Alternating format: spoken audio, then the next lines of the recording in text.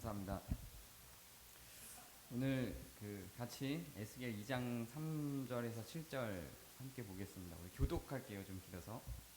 내게 이르시되 인자야 내가 너를 이스라엘 자손 곧 패역한 백성 나를 배반하는 자에게 보내노라. 그들과 그 조상들이 내게 범죄하여 오늘까지 이르렀나니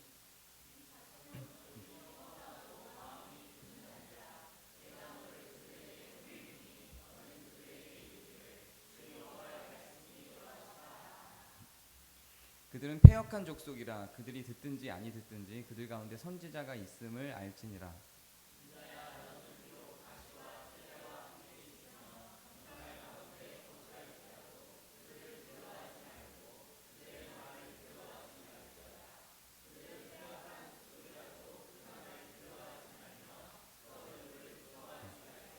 같이 읽을게요. 시작. 그들은 심히 패역한 자라. 그들이 듣든지 아니 듣든지 너는 내 말로 고할지어다. 아멘. 이스라엘이라고 하는 나라는 매우 독특한 나라였습니다. 처음에는 이스라엘을 나라로 부른 건 아니었어요. 한 사람을 불렀죠. 한 사람을 불러서 아브라함이라는 한 사람을 불러서 이 세상이 너무 악하다. 그러니 아브라함아 네가 내가 가르치는 바를 전해서 내 가르침대로 살아가는 사람들을 만들어라. 그렇게 아브라함 한 사람을 불렀고 그 아브라함이 아브라함의 자손들에게 하나님께서 가르친 바들을 전하면서 그 하나님의 뜻을 이루는 집단이 된 거죠. 그게 국가로서의 이스라엘로 발전을 합니다. 그래서 이스라엘의 정체성은 하나님의 의로운 말씀을 실천하는 집단인 거예요. 그게 이스라엘의 정체성입니다. 정체성이라고 하는 거는 두 가지 조건을 갖춰야 됩니다. 같은 속성을 갖고 있는 다른 존재들이 있어야 되고요. 다른 속성을 갖고 있는 대상들도 있어야 됩니다. 예를 들면 한국인이라는 정체성을 위해서는 같은 한국인들이 있어야 됩니다. 이 세상에 한국인이 아무도 없고 나 혼자만 한국인이면 그건 정체성이 아니죠. 그럼 나는 뭐 일본인이 되든가 중국인이 되든가 어딘 다른 데 소속이 돼야 되겠죠. 한국인이라고 하는 집단이 형성되고 그게 정체성화 되려면 나 외에 다른 한국인들이 있어야 돼요. 그리고 또 하나 한국인이 아닌 다른 민족도 있어야 돼요. 미국이나 일본이나 중국이나 비교화해야 되는 차별된 어떤 다른 대상도 있어야 됩니다. 이 두 개가 갖춰져야 정체성이라는 게 형성이 돼요. 근데 그 정체성은 그 정체성의 어떤 집단의 특징을 가져야 되는데요. 한국인이라는 정체성의 특징은 뭔가요? 그동안은 이제 피부 이런 거였죠. 단일 민족, 백의 민족. 그래서 한국인이 갖고 있는 얼굴 생김새 이게 이제 한국인의 어떤 정체성이라고 많이 우리는 착각을 했는데요. 미국인인데 우리랑 똑같은 얼굴을 가진 사람들이 있죠. 한국계 미국인들이 있고요. 그런 식으로 이걸 피부 같은 거를 기준으로 삼으면 미국인이라고 하는 정체성은 찾기가 어려워요. 거기는 라틴계, 아프리카계, 뭐 백인종, 아시아계 온갖 민족들이 모여서 미국인이라는 정체성을 가졌으니까요. 어쨌든 그 정체성에 속하려면 그 정체성이 갖고 있는 속성이 중요한 겁니다. 속성. 우리는 한국인이라고 하는 그 행정적 등록된 속성이 한국인의 정체성의 기준이에요. 이 국토와 행정적인 대한민국 국민이라고 하는 주민 등록이 된 것이 우리의 정체성의 기준인 거예요. 근데 이스라엘이라는 나라의 정체성은 하나님의 말씀을 따르는 사람들이에요. 하나님의 말씀, 의와 선함을 기준으로 한 하나님의 말씀을 따르는 것이 이스라엘 민족의 정체성이었습니다. 뭐 주민 등록이 있었던 게 아니에요. 그래서 이방인 족속이었다고 해도 율법을 받아들이겠다라고 하면 그냥 이스라엘 백성이 되는 방법들이 율법에 다 있었어요. 그래서 이스라엘 백성이 된다는 건 혈통적으로 아버지가 이스라엘 사람이어야 되는 게 아니었고 이스라엘이 가르치는 율법적 교육에 동참할 것인가가 이스라엘 백성을 결정짓는 기준이었습니다. 이게 이스라엘이라고 하는 사람들에게 내려진 정체성이었어요. 의로운 사람들인가 하나님의 말씀대로 선하게 살아갈 사람들인가가 이 민족의 정체성이었습니다. 근데 그게 변질되기 시작하죠. 그게 변질되기 시작하면서 이스라엘이라는 나라가 곧 선하다, 이런 방식의 사상이 이스라엘에 생깁니다. 바뀐 거예요. 원래 이스라엘을 형성하는 건 그 사람들의 행위였어요. 율법을 따르는 자들인가, 율법을 따르기로 결단하는 자들인가, 선하게 살기로 결단하는 자들인가. 그 당시에 다른 민족들은 몰렉이나 아세라나 바알 같은 신을 섬겼고, 그때의 다른 신들은 아기를 죽여서 제물로 바치거나 여자를 죽여서 제물로 바치거나 집단 성행위가 이루어지거나 이런 문화 속에 살던 사람들이었는데, 거기에 여호와 하나님이라고 하는 존재가 등장하면서, 사실은 그 고대부터 더 오래전부터 있었던 신이었는데 그냥 창조신으로서만 인정받았지 어떤 세력화한 적이 없었던, 그런 세력화되지 않았던 신이었는데, 아브라함의 후예들을 중심으로 세력화가 된 그 여호와 하나님을 따르는 사람들의 집단이 생긴 거예요. 근데 그 사람들은 아기를 죽여서 바치지도 않고 여자를 죽여서 바치지도 않고 집단 성행위를 하지도 않고 이웃을 사랑하고 부모를 공경하고 이런 집단들이 형성이 된 거예요. 그러니까 되게 독특하죠. 그게 그 사람들의 특별함이었어요. 쟤네들은 이웃을 사랑해, 쟤네들은 부모를 공경해, 쟤네들은 고아와 과부를 돕고, 그리고 쟤네들은 자기의 재산을 나눠줘. 이상한 집단이야. 이렇게 그들의 행위를 보고 그 이스라엘이라는 집단을 규정했었거든요. 그렇게 선한 사람들이라고 하는 규정이 이스라엘에게 더 씌워집니다. 이스라엘이라는 이름을 갖고 있는 사람들, 그 나라 사람들, 그 민족들은 선한 사람들이라고 하는 정체성을 형성해서 다른 이스라엘이 아닌 다른 사람들이 그 사람들을 볼 때는 쟤네 선한 사람들이야, 이렇게 본 거예요. 그래서 선한 사람들이라는 이름, 선민이란 이름이 이스라엘에게 붙여집니다. 근데 시간이 흐르면서 이스라엘도 힘을 원하게 되고요, 왕을 원하게 되고요, 군사력을 원하게 되고요, 세력의 확장을 원하게 되고요. 그래서 선한 사람들이란 이름을 갖고 있지만 선하지 않은 민족이 되어버립니다. 전쟁을 먼저 하기도 하고, 가난한 사람들을 핍박하고, 국가의 부강함을 위해서 세금을 부과해서 다 뜯어내기도 하고, 만들지 말라고 했던 노예를 만들고 그 노예를 통해서 부를 축적하고, 이런 사람들이 됐어요. 처음에 선한 사람들이라고 불렸던 그 이스라엘은 온데간데 없고, 다른 나라들과 동일하게 권력을 꿈꾸고 강함을 꿈꾸고 세력을 확장하고 전쟁을 조장하는 나라가 됩니다. 그런데 자기들은 어떻게 자기들 스스로를 생각하냐면 우리는 선민이다, 이렇게 자기들 스스로를 통칭해요. 왜요? 그 전에는 선민이라고 불렸거든요. 그 전엔 다른 사람들이 저 사람들은 선민이야, 선한 사람들이야 라고 불렀는데, 이제는 전혀 그 선함이 없는 상태가 됐음에도 불구하고 자기들 스스로 자기들의 정체성을 선민이라고 부릅니다.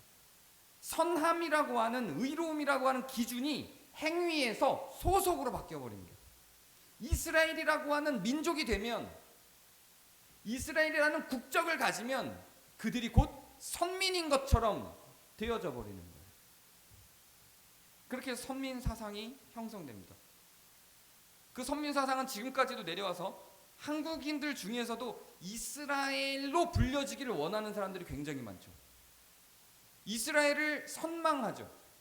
이스라엘이 선민이라고 생각하고요, 이스라엘로 복귀하고 이스라엘로 돌아가기를 원하고, 우리도 이스라엘에 속하기를 원하는 사람들이 많아져요. 그래서 광화문 앞에서 시위하는 사람들 중에 태극기만 들고 나가지 않고 우리나라 정치적인 그런 행위를 하는데도 불구하고 이스라엘 국기를 같이 들고 나가. 이게 도대체 뭐지 이게? 이스라엘에 속하고 싶은 거예요. 그들이 선민이라고 보는 거죠. 선민 사상. 행위로 규정돼서 선민하고 불렸던 자들에게 그 행위는 없어지고 소속만 남았는데, 그 소속으로 말미암아 선민이 되는 현상이 이스라엘에 일어난 겁니다. 지금 한국 기독교, 아니 한국만이 아니라 미국, 한국, 필리핀을 중심으로 한 이 아시아계 기독교, 미국과 아시아계 기독교에 만들어진 독특한 기독교 문화, 선민 사상이에요. 기독교인이어야 천국에 간다. 기독교인이 의인이다. 기독교라는 곳에 소속이 돼야 의롭다.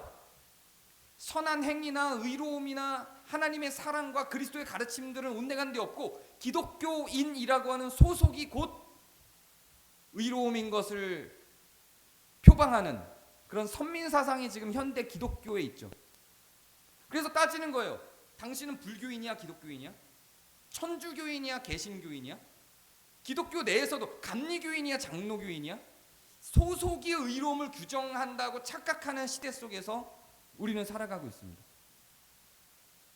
제가 예전에 다녔던 모교회가 이제 모교회가 아니고 어떤 교회, 어떤 교회, 제가 예전에 다녔던 우리 교회 다니는 그 정민건이라는 청년을 만났던 그 교회입니다. 교회 이름은 밝히기 어렵지만 거기를 갔는데 제가 너무 이제 저는 그 교회를 떠났고 제 후임으로 온 어떤 목사가 그 청년과 청소년들한테 가르치는 걸 듣더니 그 청년과 청소년 그때 저는 이제 사우디로 선교를 갔을 텐데 문자로 계속 물어봐요. 목사님 감리교가 이단인가요? 그건 뭔 소리야? 새로 오신 목사님이 감리교가 자꾸 이단이라 그러는데요. 그래? 나는 처음 듣는 소리고 그런 얘기는 난 들어본 적이 없어. 근데 실제로 그런 사람들이 많아요. 장로교 내에는 감리교를, 감리교 내에는 장로교를 서로 다른 집단을 악이라고 규정하는, 그리고 내가 소속된 집단은 선이고 의롭다라고 규정하는 그 소속감이 주는 의로움, 여기에 몰입돼 버리는 거예요. 이거는 의로운 행위를 하는 집단이 아니라 그 집단의 소속 자체가 의와 선이 돼 버리는 결과물들. 이게 지금 한국 교회뿐만 아니라 미국 교회를 비롯한 이 아시아계 교회들에 있죠. 유럽 쪽의 교회들의 색채는 그렇지는 않아요. 물론 거기에도 그런 교회들이 있을지 모르지만 있겠지만 기본적으로 근본주의라고 불리는 흐름에 있는 신학을 하는 사람들이 이런 색깔이 굉장히 강해요. 기독교라는 소속 자체가 의롭다. 거기에 소속되기만 하면 의로워지는 거다. 소속만 되면 천국에 간다. 행위와 실제로 마음에 담겨있는 믿음과 이런 것들은 전혀 상관없이 소속이 중요하다.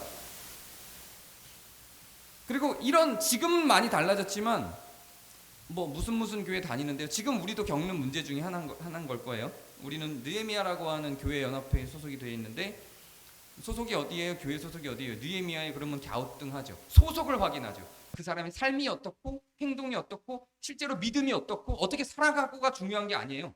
소속이 어디냐를 따지죠. 우리는 그런 시대 속에 살아가고 있습니다. 지금 우리가 읽은 이 본문이 있었던 시대도 그런 시대였어요. 분명히 하나님이 의로운 자들을 불렀고 그 의로운 자들에게 이스라엘, 하나님의 백성이라는 이름을 줬는데, 그런데 그 하나님의 백성이 된 사람들이, 선민으로 불리던 사람들이 여전히 그 행위는 없는데도 불구하고 선민이라고 불렸던 것을 근거로, 그리고 하나님이 불렀다는 것을 근거로 자기네들 스스로 선민이라고 하죠. 거기에 대해서 하나님이 오늘 우리가 읽은 이 요절을 말씀하시는 거예요. 에스겔을 불렀어요. 에스겔을 불러서 내가 너에게 명령하는 바를 가서 전해라. 뭐라고 전하냐면 너희들은 패역한 백성이다. 악하다. 돌이켜질 수 없다. 선하지 않다. 라고 하는 말을 가서 전해라. 패역한 자들이다. 배신한 자들이다. 그래서 에스겔이 그걸 전하려고 하면 저는 맞아 죽겠는데요. 내가 너를 보호하겠다. 가서 전해. 근데 이스라엘이 이스라엘 민족들에게 계속 전하고 다닙니다. 너희들은 패역한 백성이다. 너희들은 패역한 백성이다. 너희들은 타락했다. 너희들은 악하다. 계속 전하고 다니는 거예요. 그러니까 이스라엘 백성들이 그걸 들으면서 좀 화가 나죠. 여러분도 이런 느낌 있으실 거예요. 지금은 또 많이 달라졌는데 특히 우리 교회 다니는 사람들은 같이 공감을 할 수도 있겠지만 그렇지 않았던 때가 있었을 텐데 누군가가 기독교를 계속 욕하면 기분이 나쁘죠. 우리는 거기에서 빠져나왔다라고 하는 어떤 그런 느낌적 느낌을 갖고 있어서 사실 맞아 우리 지금 한국 기독교가 너무 타락했어. 근데 나는 아니야. 뭐 이런 느낌을 주잖아요. 나는 소속이 그쪽이 아니고 사실 이쪽이야. 이러면서 소속으로 우리는 또 우리를 위로하는 부분들이 또 있죠. 나는 느헤미야 소속이고 더원공동체 소속이라 사실은 거기랑 뭐 사랑의 교회 뭐 명성교회랑은 좀 달라. 뭐 이런 것들이 있죠.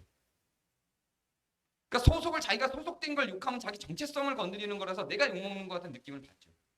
그래서 에스겔이 하나님의 명령을 받아서 이스라엘을 향해서 너희들은 타락해서 너희들은 패역해 라고 이야기를 하는데 이스라엘 백성들은 거기에 동의할 수 없는 거예요. 아니 무슨 말이야? 우리는 선민이야. 우리는 하나님의 백성인데 무슨 소리를 하는 거야? 우리는 다 천국 갈 사람들이고 하나님이 우리를 불러서 하나님의 백성 삼았고 다 우리를 선민이라 그래. 우리는 선민이라고. 이 선민 세상. 소속만 가지고 그들의 행위가 어떠하든지 간에 그냥 선민이라고 규정짓는 자칭 선민이 된 시대 속에서 에스겔이 등장을 한 겁니다. 그리고 그들을 향해서 패역한 백성이라고 계속 이야기를 하죠. 지금 외부에 있는 다른 종교들, 불교든 무교든 종교가 없는 사람들이든 수많은 종교인들, 수많은 무교인들이 기독교를 향해서 비난을 합니다. 타락한 종교다. 목사들이 교회의 공금을 횡령하고 그게 공공연하게 뉴스에 나와도 처벌받지 않고 그게 뭐 1,000만 원, 2,000만 원이 아니라 몇백억 단위의 돈을 횡령했는데도 불구하고 전혀 아무 문제 없고 검찰도 감히 손댈 수 없어서 뉴스에 잠깐 나왔다가 지금은 뉴스를 찾아볼 수도 없는 그런 일들이 벌어지는 곳이 한국 기독교라는 걸 지금 기독교인들뿐만 아니라 그 외부의 모든 사람도 다 알죠. 목회자들이 성추행을 해서 잡혀가기도 하고 그것이 한 번, 두 번, 한 건, 두 건이 아니라 계속 매년 수도 없이 발생하는 곳이 기독교인데도 불구하고 오직 기독교에만 구원이 있고 기독교는 선하다라고 주장하는 주장이 훨씬 더 압도적으로 많은 한국 교회를 우리는 대면하고 살아가고 있습니다. 이 시대에 에스겔이 외쳤던 선민 사상에 빠져있던 이스라엘하고 지금 한국 교회하고 크게 다르지 않은 모습을 하고 있다고 저는 생각합니다. 그리고 에스겔이 그 당시 이스라엘 향해서 너희들은 선하지 않다, 너희들은 패역하다, 너희들은 타락했다 라고 외친 것에 대해서 이스라엘이 무슨 소리야, 우리는 선민이고 우리는 구원이 확보돼 있고 확정돼 있고 하나님의 백성들이야 라고 주장하는 그 모습과 외부의 우려와 비난에도 불구하고 그래도 니넨 다 지옥이고 우린 천국이야 라고 주장하는 지금 한국 기독교가 전혀 달라 보이지 않습니다. 그런 반응에 대해서 에스겔이 지금 3장부터 시작해서 2장부터 시작해서 18장까지 계속 동일한 얘기를 해요. 여러 가지 비유와 상징과 환상과 이런 것들을 다 동원해서 이스라엘 백성들에게 너희들은 패역했어, 너희들은 타락했어, 돌이켜야 돼, 계속 이렇게 얘기를 해요. 거기에 지속적으로 번번이 이스라엘 백성들은 아니야, 우리는 선민이야, 우리는 구원을 받아서 너는 왜 알지도 못하는 소리를 해, 이렇게 계속 또 반응을 한다. 이 싸움이 계속됩니다. 근데 18장에 와서 하나님이 에스겔에게 또 새로운 말씀을 주세요. 18장 29절 30절인데요. 제가 읽어드릴게요. 쉬운 성경으로 읽어드릴게요. 우리말 성경으로. 이제 에스겔이 너희들에게 이스라엘 백성들을 향해서 너희들은 선민이 아니야, 너희들은 패역했고 너희들은 심판당할 거야 라고 말하니까 이스라엘 백성들이 그건 공평하지 않다 이렇게 자꾸 주장을 한 거예요. 하나님이 정말로 그러하다면 그건 공평하지 않다. 우리는 선민인데 왜 우리가 심판을 받냐? 행위로 심판을 받는 게 아니고 선민이라고 이스라엘에 소속돼 있다라고 하는 그 소속으로 심판받지 않을 거라고 이야기하는 그 이스라엘 사람들의 주장이 계속되는데요. 거기에 대고 이제 하나님이 에스겔에게 이 말을 전하는 겁니다. 이스라엘 족속이 말한다. 주의 길이 공평하지 않다. 이스라엘 족속아, 하나님이 말씀하시는 건 내 길이 공평하지 않은 것이냐, 너희의 길이 공평하지 않은 것이냐. 기준이 어디 있냐면 하나님께 기준이 있는 게 아니고 이스라엘이라고 하는 그 정체성의 기준이 있어요. 그래서 이스라엘이 패역하다 그러고 이스라엘을 심판하겠다고 하니까 이스라엘 백성들이 공평하지 않다는 거예요. 그래서 하나님이 내가 공평하지 않은 거냐, 너희가 공평하지 않은 거냐 잘 생각해봐라. 너희들은 그 소속 하나만으로 그렇게 패역한 행동들을 계속하면서 그 소속 하나만으로 의롭다고 하는 너희가 지금 공평하지 않은 것이냐, 행위대로 심판하겠다라고 하는 내가 공평하지 않은 것이냐, 이렇게 이야기를 하는 거예요. 그리고 30절이 너무 중요한 얘기인데요. 이스라엘 족속아, 그러므로 내가 너희를 이제 바꾸는 거예요. 그 전까지는 에스겔이 등장하기 전까지는 이스라엘아, 이스라엘아, 이스라엘을 집단으로 계속 불렀는데요. 여기서부터 하나님의 자세가 완전히 바뀌어요. 그러므로 내가 너희를 각각 자기의 행동대로 심판할 것이다. 이렇게 지금 우리한테는 당연하지만 이 당시에는 굉장히 충격적인 말을 전합니다. 너희를 각각 자기의 행동대로 심판할 것이다. 주 여호와의 말이다. 회개하라. 너희 모든 죄에서 돌아서라. 그러면 죄악이 너희를 넘어지게 하는 걸림돌이 되지 않을 것이다. 그들은 집단에 소속된 것으로 선함을 인정받고 그것으로 말미암아 구원받을 것에 대한 기대를 하고 당연히 나는 이스라엘 백성이니 구원에 이른다라고 하는 착각 속에서 살아가던 것에 대해서 너희들이 행위가 패역하니 하나님의 심판이 있을 것이다라고 하는 에스겔의 가르침에 대해서 이스라엘 백성들이 무슨 소리입니까? 우린 선민이고 이스라엘인데 선민인 우리를 심판하는 건 공정하지 않죠 라고 하는 것에 대해서 하나님이 내가 공정하지 않은 것이냐 너희가 공정하지 않은 것이냐라고 얘기하면서 이제 기준을 바꿔버리는 거예요. 이제 내가 너희를 이스라엘이라고 통칭하지 않을 것이고 각각 개인의 자기의 행동대로 심판할 것이다. 이렇게 얘기를 합니다. 그러니까 이스라엘은 이제 난리가 난 거예요. 각각 개인의 행동대로 심판한다고? 이제는 이스라엘이라고 하는 그 우산, 그 지붕, 그 소속으로 인해서 나의 행동이 다 커버가 되어 왔었는데 이제는 각각 개인 행동대로 심판을 한다 그러니까 긴장이 될 수밖에 없는 거죠. 이때부터 에스겔의 소리에 귀를 기울이기 시작합니다. 그리고 이제는 소속만이 아니라 개인의 삶을 돌아보기 시작합니다. 물론 이것이 지금의 너무 개인주의적인 신앙이 되고 교회와 공동체를 무시하는 신앙으로 바뀌어져 버린 모습이 이 요절에 기반해서 그게 현대사회에 있어요. 오늘 근데 그 얘기를 하는 게 아니라 공동체성에 기반해서 구원을 담보시키는 구조를 비판하고자 하는 거기 때문에 좀 개인적인 내용들로 들어가 보도록 할게요.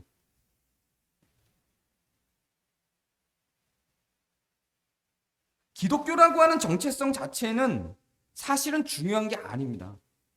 진짜 우리에게 하나님이 요청하시고 요구하신 건 아브라함이라고 하는 개인, 아브라함이라고 하는 한 사람을 부른 겁니다. 그리고 그 한 사람의 의로움에 기대서 그 사람의 자녀들이 교육을 통해서 의로워지고 선해지고 또 그 자녀들에게 그 의로움과 선함의 교육이 전수되고 하는 방식으로 의와 선이 확장돼서 그렇게 의롭게 선하게 살아가는 사람들을 향해서 주어진 이름이 선민이었던 것이지 그 이스라엘이라고 하는 집단 자체에 선민이라고 하는 의미가 주어진 것이 아닌 것처럼 기독교라고 하는 것은 허울입니다. 기독교는 없는 거예요. 기독교는 그냥 우리가 붙인 이름이에요.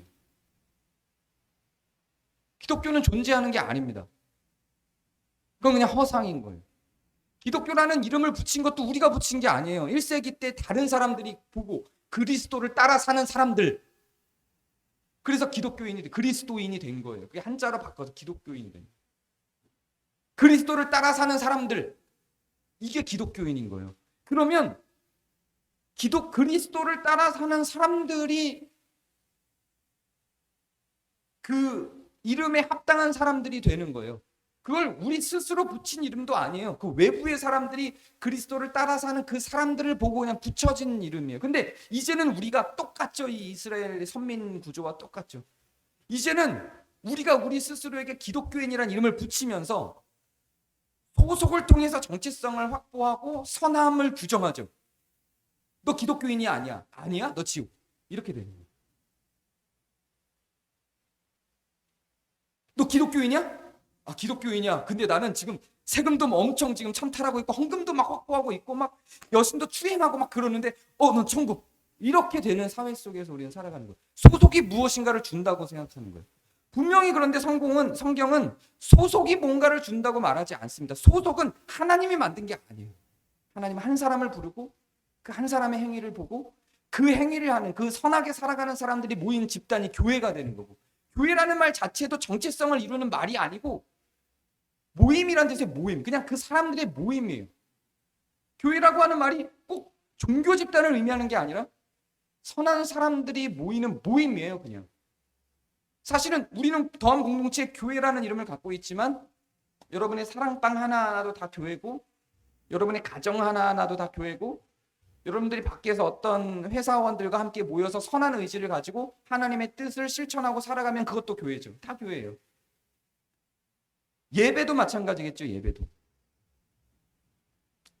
그런데 그것이 통제되고 그렇게 막 산발적으로 발생하고 이런 것들에 대해서 교육이 제대로 전수되어져서 선함의 기준을 잃어버릴 수 있기 때문에 우리가 교회라는 것을 조직화하고 그 조직화된 속에서 그 의의를 유지하기 위한 규약들을 만들고 법칙들을 만들어서 그 의로움과 선함이, 사랑이, 정의가 유지되게 만들기 위해서 그냥 조직이 필요한 거고 규약들이 필요한 거예요.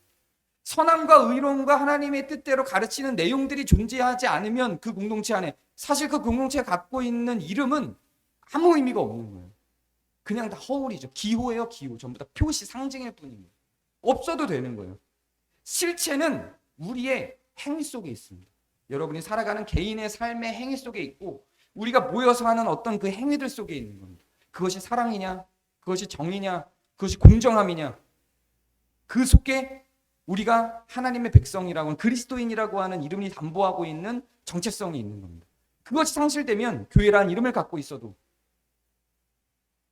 기독교라고 하는 이름을 갖고 있어도 아무 의미가 없는 거예요. 그래서 우리가 끊임없이 우리가 교회인지 기독교인인지를 점검하는 것은 그 이름을 유지하고 있느냐가 아니라 우리가 무엇을 하느냐, 어떤 행위를 담보하고 있느냐, 우리 개인적인 삶이 어떠하냐, 우리 공동체적 생활이 어떠하냐, 우리가 모여서 무엇을 하느냐, 여기에 있는 것입니다. 시대를 따라가지 말라는 성경의 여러 가르침들, 성경이 계속해서 요구하는 것, 시대를 따라가지 말라라고 하는 건 다른 사람들과 다른 집단을 형성하라는 의미가 아니라 행위에 있어서 악한 세대와 다른 우리의 의로운 행위를 확인하고 그 행위를 좇으라라는 의미인 것이지, 시대와 다른 사람들이 만드는 것 같은 집단을 구성해라 라는 걸 의미하는 게 아닙니다. 행위가 먼저 있고 그 행위를 같이 하는 집단이 모이는 것이 곧 교회인 것입니다. 하나님의 명령은 결국 처음에는 집단을 대상으로 이스라엘에게 명령을 했지만 결국 이 에스겔서 18장에서 이제 각각 자기 행동대로 심판하겠다. 소속이 민족이 의로운 것이 아니라 각각의 행동이, 각각의 의로움이 의로운 것이다. 각각의 삶이 의로운 것이다. 라고 말씀하신 그 하나님의 명령처럼 그것은 이 시대에만 존재한 게 아니라 지금 시대에도 동일한 것입니다. 우리가 기독교인이다. 우리가 그리스도인이다. 우리가 더한 공동체 교회에 다닌다. 라고 하는 것들은 편의상 붙인 이름들인 것이고 정체성을 확인하기 위한 이름을 붙인 것이지 그 이름 자체는 우리에게 어떤 혜택을 주거나 어떤 이로움도 주지 않습니다. 결국 우리에게 하나님을 따라 사는 삶을 살게 만드는 것은 여러분이 결정하고 선택하고 만들어가고 살아낸 그 삶인 것입니다. 그런 의미에서 우리가 소속되어 있는 느헤미야나 우리 교회들은 항상 어떤 일을 결정하고 행동할 때, 함께 모여서 행동할 때, 우리 개인이 행동할 때 의로움의 담보를 두고 행동해야 하는 것처럼 우리 공동체의 움직임도 공동체다운가 하는 그 결정은 결국 우리의 행동에 있을 것입니다. 소속이 우리에게 어떤 만족감을 줄 때 더 경계하고 우리의 삶은 어떠했는가, 행동은 어떠했는가를 돌아봐서 에스겔의 이 외침이 우리 마음 가운데, 우리 공동체 가운데, 지금 한국교회 가운데 늘 녹아있게 되기를 바랍니다. 제가 기도하겠습니다. 은혜 하나님, 선민이라고 불렸던 이스라엘이 이름만 남고 선한 행위는 완전히 사라져 있던 그 모습을 확인합니다. 또한 지금 한국교회에도 기독교라고 하는 그리스도를 따라 사는 사람들이라고 하는 이름이 무색하게 악한 행위들이 넘쳐나는 것들을 봅니다. 그 소속의 이름 자체가, 소속 자체가 우리를 의롭게 하는 것이 아니라 우리의 삶이, 우리의 행위가 우리를 의롭게 하는 것임을 확인하고 우리의 삶을 늘 돌아보고 그리스도인다운 삶으로 우리 삶의 의로움을 늘 점검해낼 수 있도록 우리의 눈을 열어주시고 우리의 발걸음을 붙잡아 주시옵소서. 우리 구 주 예수 그리스도의 이름으로 기도합니다.